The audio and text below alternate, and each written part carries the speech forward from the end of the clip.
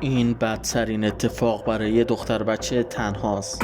این دختر عاشق بیسکویت خوردنه، ولی مادرش از این بابت ناراحته و تصمیم میگیره که جا بیسکویتی رو عوض کنه و یه جا بیسکویتی به شکل دلغک میگیره که از اون بترسه و سمت بیسکویت نره. در عین ناباوری به دخترش هشدار میده که نباید به این دست بزنی و اگه دست بزنی اون دلغک تو رو با خودش میبره.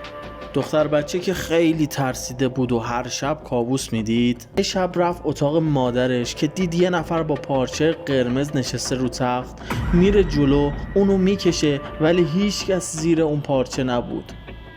بعد از اون دختر کوچولو تصمیم میگیره جا بیسکویتی رو ببره بیرون بشکنه و از شرش راحت بشه.